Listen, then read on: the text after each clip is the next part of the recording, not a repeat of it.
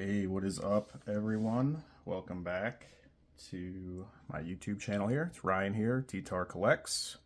Made my first large collection buyout just recently in the last couple days. So the first really big one that I got.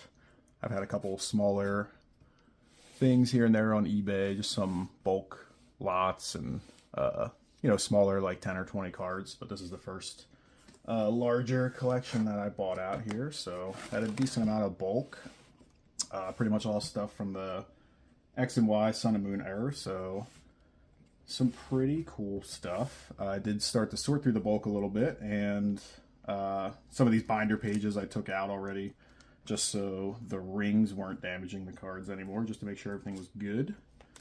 But yeah, some pretty cool stuff in here that we'll be going through. The condition's not too bad overall. Most of the stuff is in like light play to near mint condition maybe, with some cards have a little more whitening and stuff like that. But there was a couple bigger cards in here. We have the Full Art Lycia here from, I think, Breakpoint maybe? I'm not sure of some of these older set symbols, but that I know that's a bigger card, and that one's in pretty good condition. We have a really exciting card here in the Mewtube, and that is actually in pretty good shape. I'm going to be sending this off to PSA, I think. It does have some of the white flecks on it, which I found out were actually a known print defect on this card specifically. So that will very likely keep it from being a 10, but if it gets a 9, I'll still get a pretty sizable markup on that for what I bought it for.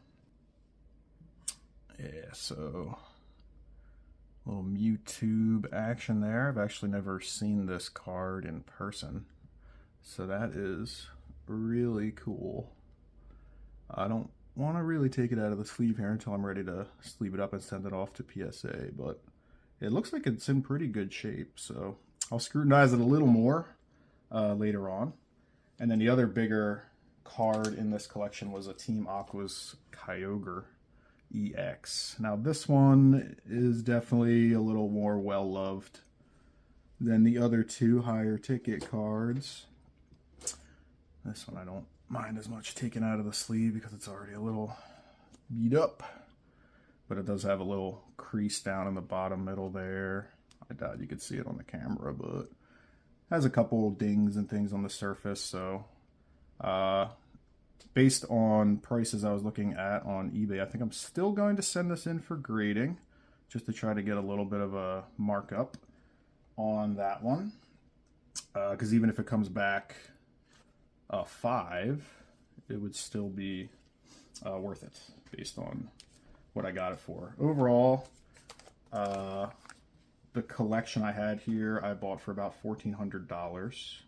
Like I said, the highest price collection I bought so far, but just some really cool stuff from some older eras. We got some shining cards here: Rayquaza, Jirachi, Mew, and Ho-Oh.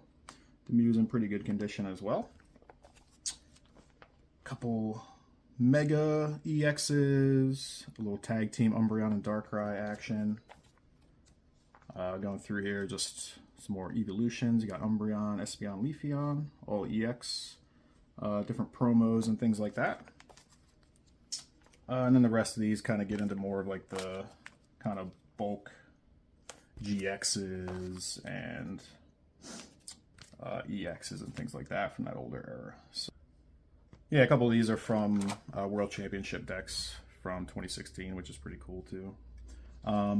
So other than these last couple kind of bulk GX and EXs, that would be it for the binder.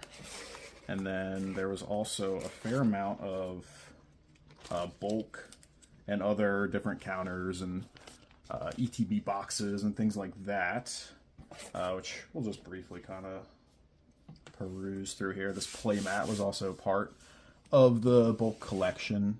Nothing too exciting. I did pull out a couple cards already, just some Komiya artworks of cards that I want to keep for my personal collection because I love Komiya as the artist. couple Pupitars and Larvitars I'm going to look through and compare to the ones that I have in my PC already to see if I can upgrade the conditions on anything. So the only other, I've gone through the bulk a little bit. I have to do a lot more sorting, but I did find just a couple cards in the bulk that had some value. So I'll be looking through those and probably listing those individually on eBay. I know this Gengar is like $7 or $8, for example.